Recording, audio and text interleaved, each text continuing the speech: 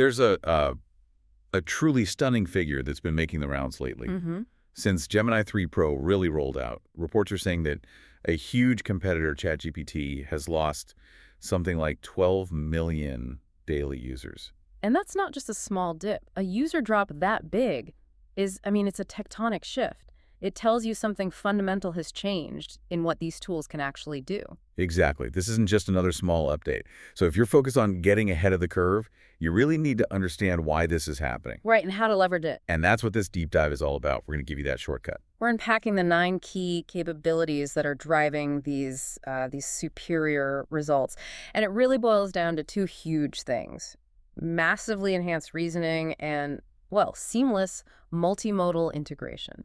And when we use that jargon, multimodal integration, all we mean is that the AI can process everything: text, images, audio, even video. All at once, in a single workflow. No more jumping between 5 different tools. Yep. So we've broken this down to 3 parts. First, we'll get into the reasoning revolution, how these new models handle really complex stuff in one go. That's tricks 1 to 3. Then we're going to dive into no-code creation, which includes this wild idea of vibe coding, basically building an app from a sketch. That'll be tricks 4 to 6. And finally, we'll cover multimodal content analysis, turning, long YouTube videos into infographics and podcast summaries in seconds. Tricks 7, 8, and 9. Okay, let's get into it. Let's start with trick number 1, thinking bigger with your prompts. For so long, we were all trained to be like AI micromanagers. Oh, totally. You had to break everything down into these painful step-by-step instructions. And if you didn't, the AI would just wander off. It would miss a key constraint or just misunderstand the goal entirely. It was, frankly, exhausting. It was. The core shift here is that the model now handles that complexity internally. Instead of you laying out step A, step B, step C, it acts more like a top-tier consultant. It takes your big goal, it analyzes all the different layers you've given it, budget, audience, whatever, and it kind of generates its own internal plan before it even writes a single word.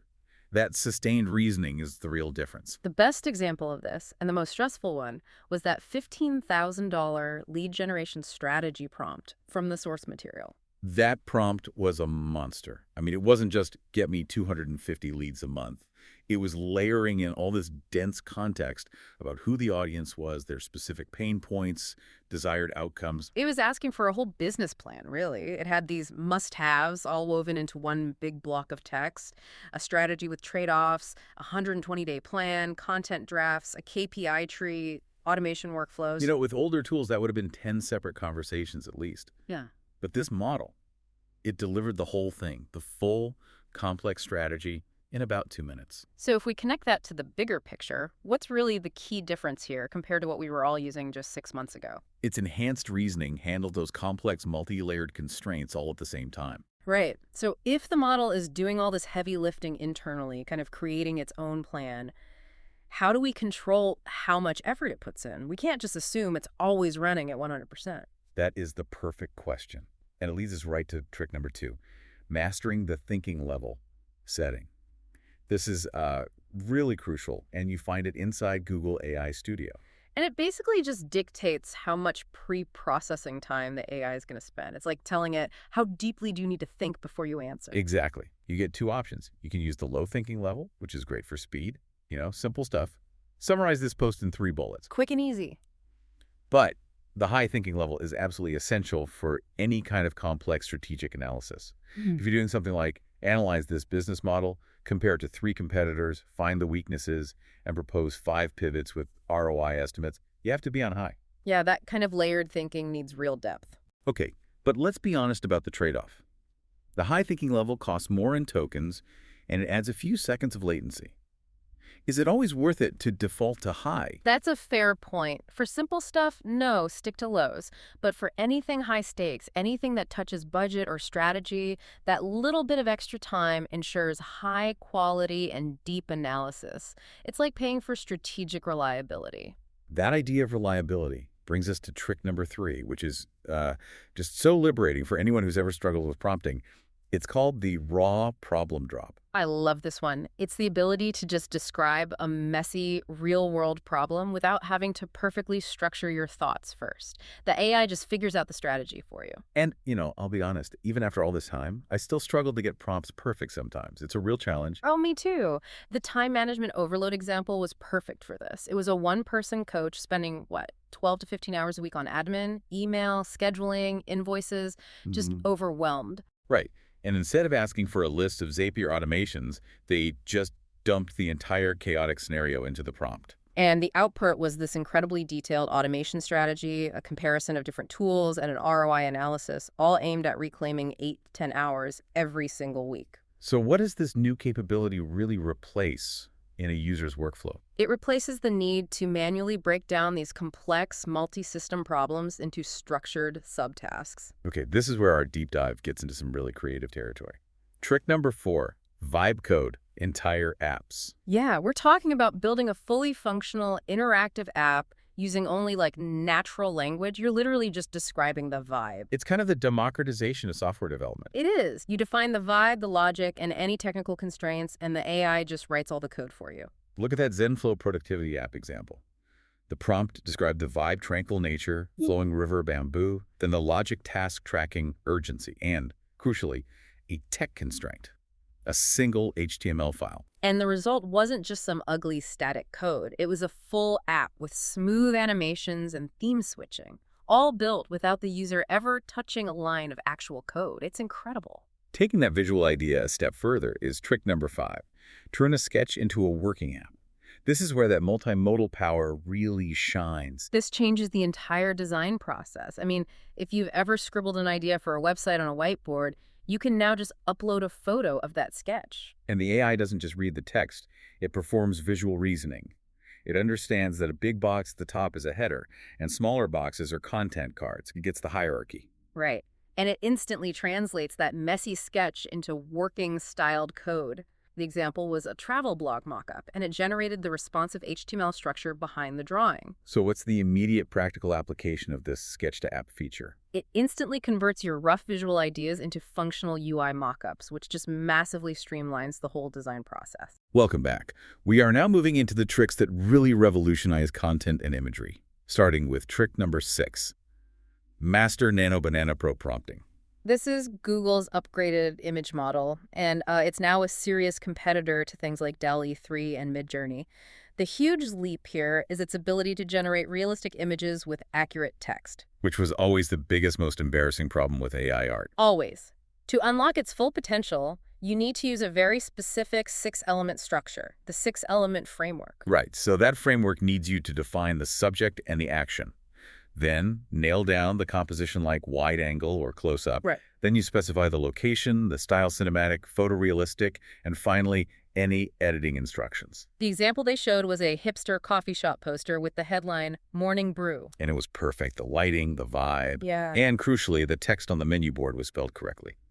No gibberish. So why is it basically mandatory now to use this 6-element structure for any serious image work? Because it optimizes your prompt for the model.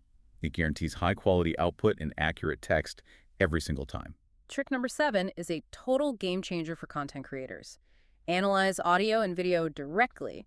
You can just feed it MP3 files or paste in YouTube URLs. No separate transcription step needed. The use cases here are just massive. You can take a 45-minute podcast, ask for the main takeaways with timestamps, and get a detailed summary in 30 seconds. Or for YouTube video analysis, drop in a URL and ask for a summary plus actionable steps. It saves you hours of watching and taking notes. And for social media managers, it's like having an editor on call. You can tell it to generate short-form clip ideas from a long video, and it will give you 5 clips with hooks, viral reasoning, and the exact timestamps. And that flows right into trick number 8. Auto-create infographics from YouTube videos. This is a perfect example of chaining analysis with image generation. The process is so simple. The prompt is just generate an image of an infographic explaining the concepts in this video.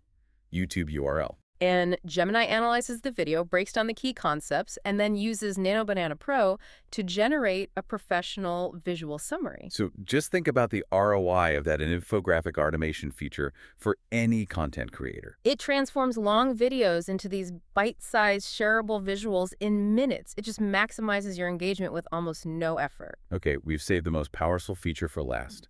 Trick number 9, multi-step workflows. This is the real magic. It's the ability to chain analysis, reasoning, creativity, and generation all into one single complex request. The ultimate example of this was creating a new YouTube channel banner. The prompt made the AI do 4 separate things in order. Right. Step 1, analyze the channel URL to get the theme and audience. Step 2, analyze the visual patterns from recent thumbnails to keep the brand consistent. Step 3, develop the actual messaging based on that analysis. And then step 4, generate the final banner with the right dimensions, matching that aesthetic it just learned. And it did that entire chain, editing, concepting, designing in under 3 minutes. That one request replaces hours of manual work. Whoa. I mean, imagine scaling this multi-step capability to 1 billion queries across an entire company. The potential there is just, it's breathtaking. Okay, a quick bonus point here, because you need to know where to actually find all this power.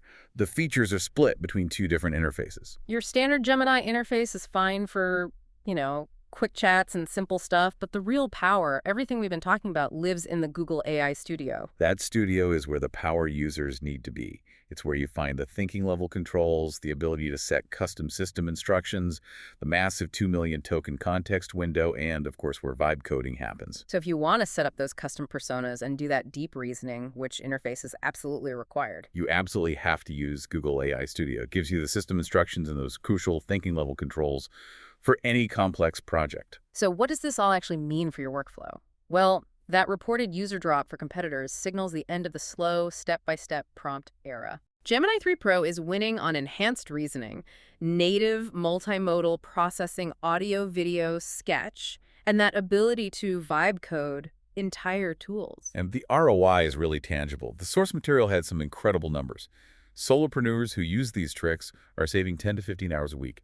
That time you can put right back into sales. Content creators are saving 8 to 12 hours weekly, which could let them double their posting frequency without hiring anyone. And for agencies, saving 15 to 20 hours a week on strategy and creative work means you could potentially handle twice the clients with the same team. The question isn't if you should upgrade your tools anymore, it's how fast can you integrate these 9 tricks. So here's a final provocative thought for you to think about, one that builds on this idea of multimodal analysis. We mentioned a hidden tool called Notebook LM. Great. This tool lets you upload your own PDFs, your own Google Docs, your proprietary internal knowledge base. And it auto-generates a 2-host podcast discussing your own material. It creates instant learning resources from data you already own. It's turning your documents into an instant conversation. So what's the most complex internal document, a huge strategy guide, a dense compliance manual? What could you feed that tool right now to instantly create a learning session for your team? Just think about the scale of that knowledge transfer. Go try these 9 tricks. See how much faster your workflow moves and where you can reinvest those saved hours.